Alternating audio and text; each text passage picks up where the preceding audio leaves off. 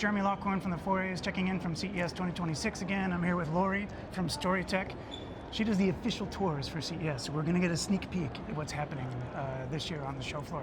Introduce yourself real quick. Tell us what you do. Sure. I'm Lori H. Schwartz, and I am the CEO and founder of StoryTech. And we have been doing the tours, the official tours, or we're the official contractor at CES, I think for like 10 to 15 years. I don't know. After 10 years, I've lost track. But and it used to be just me and a sign, along with other colleagues like Shelley Palmer was doing his tours and stuff like that.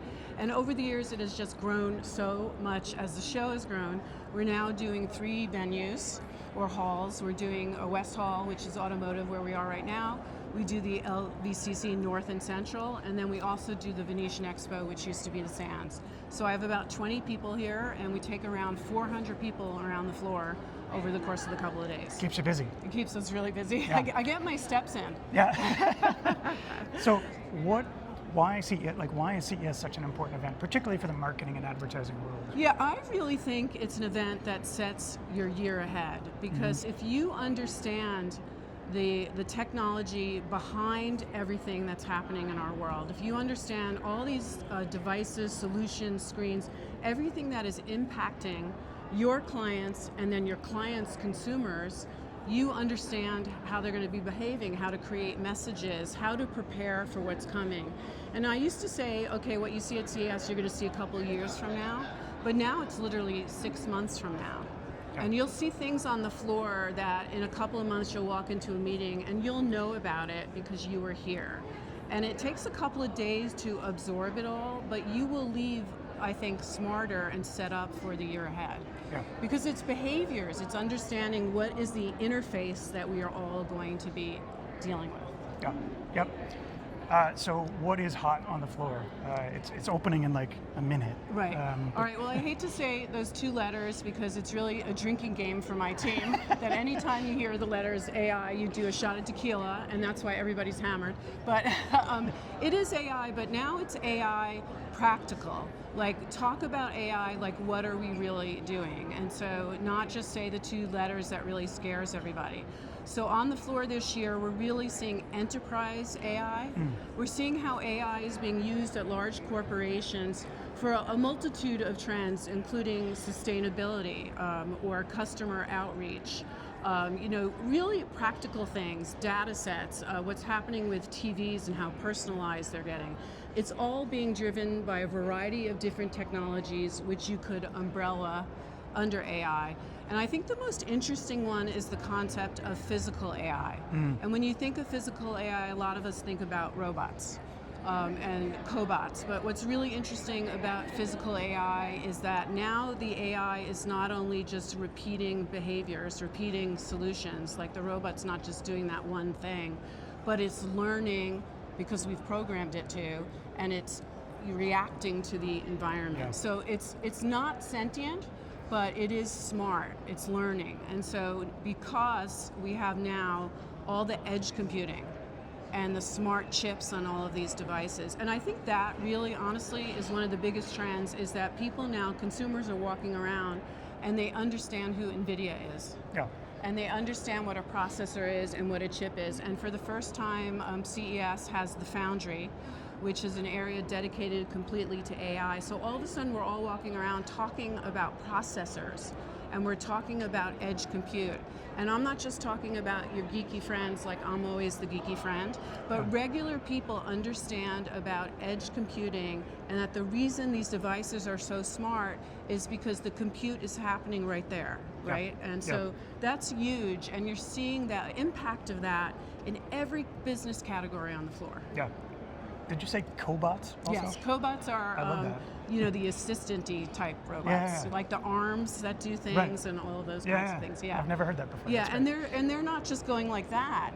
If something breaks, they know, oh, I have to do this instead, and that's the really interesting thing. Yeah. I mean, I wish my 16-year-old was like that, but apparently she doesn't learn. She's going to see this, So of course she is. Okay, so.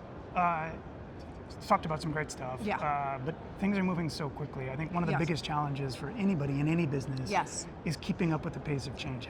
How do you do that? I think that you have to spend a portion of your week reading and digging in and also trying things. A lot of people get very afraid to dig in and they're like, I'm just going to avoid all of this stuff.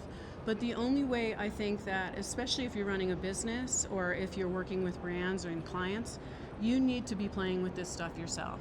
So I'm not saying I'm coding or I'm going out and doing AI movies myself, but I'm playing with some of the new stuff that comes out all the time just so I understand, because the only way we can guide our clients and lead companies is if we really organically, intuitively understand. So you've got to get in there and get your hands wet and read every day about the stuff that's happening and just keep in the loop. Yeah. And it doesn't mean that you have to spend all day reading. I would just set aside a little time to just dig into the news and find the outlets that you find give you the stuff, but also take some time to try things out yourself, not just a PA or an intern in the office, but you need to get on there. I mean, we've been using a lot of the agentic tools just to help us organize our paperwork here. Yeah. And I'm not ashamed of that. I'm not selling anything that AI creates, but I'm using AI to support my process. Yeah. Yeah. Okay, final question. Yeah. If we were to do this interview again in 2 years, what looks different? Hopefully I have more people, and so I'm less stressed. I think that I'm hoping that we won't be talking about AI anymore, but it's just the technology. It's like digital, right? Like it's just become... And that also the concept of ambient computing is going to be huge. And ambient computing is the stuff that just happens and reacts behind you. So it's that classic story of you walk into your house, it's 8 o'clock at night. So all these devices know the time, and they know that means you came home late tonight. So they change the room color, they play certain kinds of music, your TV's playing a show that you saved. So all these things become really smart and personalized, and not in a creepy way, but in a great way, in a way that supports our lifestyle. Because I think there's a lot of fear, there's a lot of technophobia about embracing all of this, and I think as long as we all are managing AI, or managing all this technology, and are really being smart about it, this stuff can actually help our lives. Yeah. And that's the whole concept of human in the loop, is using it to support your life. And so I think we're going to see a lot of move forwards in the personalization. Yeah. And back end too. A lot of the people I'm talking to right now are really starting to use autonomous solutions in AI for their back ends, and that will help make things go faster, so that the creative aspects, the intellectual aspects, the part that is so intensely human, will be allowed to do what we do best, because those other tasks will be taken care of. Yeah. Awesome.